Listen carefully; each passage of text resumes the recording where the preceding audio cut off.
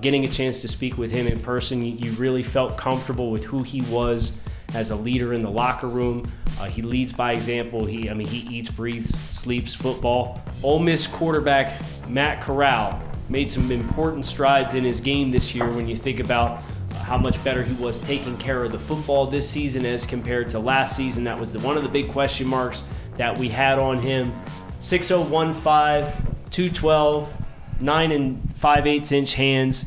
We didn't really get the athletic profile for Matt. He was still recovering from the lower body injury that kind of cut short his season this past year.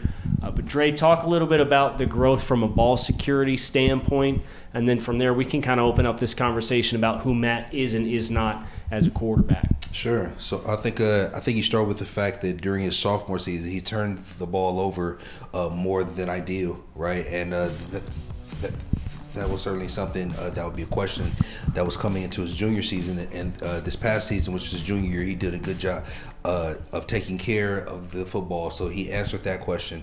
There are questions about the Lane Kiffin offense and how it helps him, and if that has contributed to his success during his junior year.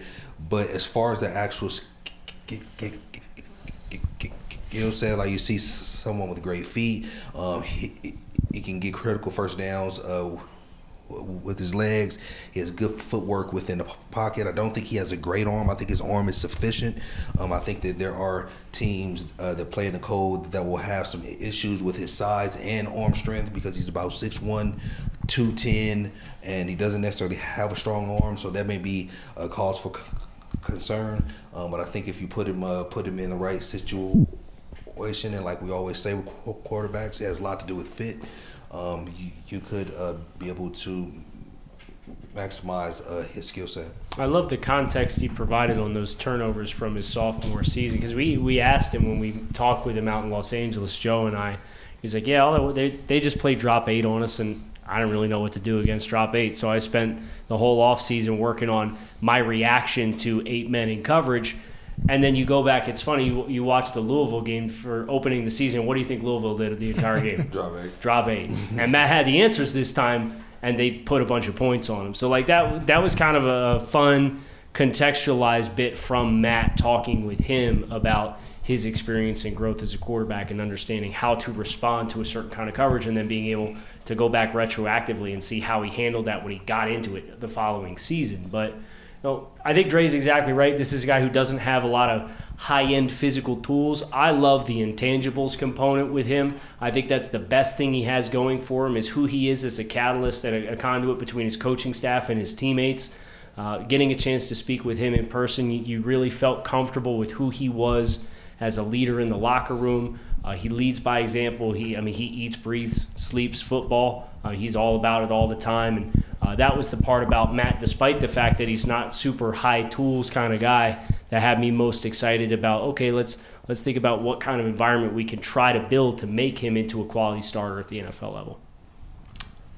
No, I was going to say, from Matt Corral's perspective, just his whole draft profile and his process, I really wanted him to answer the question of was it him, right, at Ole Miss. And I think that's what everybody wanted to see, because you've seen some wide open wide receivers, you've seen a lot of scheme stuff, and we know that Lane Kiffin has a history of drawing up great offensive game plans week in and week out. So we've seen a lot of wide open, passes and touchdowns from Matt Corral. So that was really difficult for me. And listen, we bring up the arm strength thing.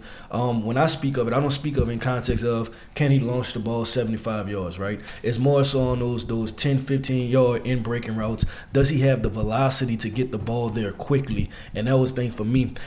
For me, it was like Dre said, I thought it was adequate, but I'm not sure if it was strong enough to make it on the next level. It's unfortunate that he got injured, because I would have liked to see him in the Senior Bowl and just really have a complete draft process. So hearing you guys talk about the intangibles, it gets me, somewhat excited to be like, okay, man, this is a hard worker and he'll be able to get better.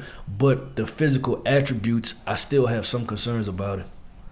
I thought he was a really challenging evaluation. Kyle mentioned our opportunity to meet him and get a chance to learn about him. And what makes him tick and, his love for football. I appreciate a guy that's literally from beautiful Los Angeles that said, man, I got to get away from here. I got to go to Oxford, Mississippi to go play my college ball. That's you know what tough. I mean? And really focus in, right? You can imagine that being Come on, tough. Keith, it just means more down there. Nah, not in Oxford. Oh, okay, all right, okay. That was good. But, I just don't know what he's hanging his hat on, right? I think he's got, okay arm strength. He's an okay athlete. He's undersized. He comes from a really challenging scheme to evaluate and say, okay, these are things he's going to do in the NFL. He's doing them in college, so there's a big jump with becoming a progression-style passer and reading coverage in different ways and working different passing game concepts. And so I do love the intangibles and those types of things, but I have questions about saying, okay, this is a legitimate NFL franchise quarterback that's going to come in and be the face of my team and be the reason why I win football games. So there's likable qualities here. I just don't know if there's enough top-end traits here for me to really fully buy in.